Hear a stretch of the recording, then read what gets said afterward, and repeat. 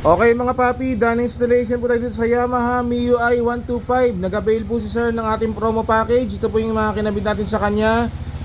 Pamila version 4 mini driving light na 60 watts. So dito nilagay, stainless LED bracket ang gamit natin dito. Ang ilaw niyan, low beam, white, high beam, yellow. Pamila version 4 60 watts. Ito yung ginamit nating switch. Domino 3-way switch, so dyan po nilagay. Tapos naglagay tayo ng stainless passing switch sa passing light ni sir. Bali pag naka-off yung mini driving light nya, pwede siya mag-passing. Pag naka-low beam, passing. High beam, passing. Okay, sa busina, ang kinabit natin kay Sir P ay dual horn setup.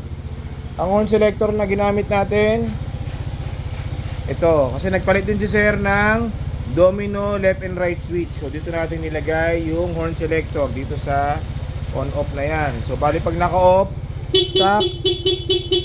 Pag nilong press, magra-rapid. Okay, PIA horn, long press, rapid. Okay, so freebie na po yung rapid horn tsaka combo lights. So pa rapid na combo, low, high. Okay. So itong domino left and right, madagdag lang dito kay sir, may patayan ng headlight. Tapos meron tayong hazard. Sige, pa-hazard mo nga.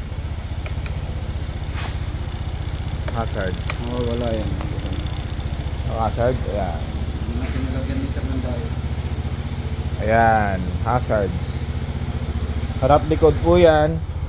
And then, in-upgrade niya yan. Tapos nag-upgrade din si sir ng dual USB charger with voltmeter. So dito natin ilagay. Dual port po yan na fast charging. So additional na po ni sir ito. Okay mga papi, so kung nagustuhan niyo po yung ganitong promo package natin, punta lang po sila dito sa Scooteristas online shop. Maraming salamat po.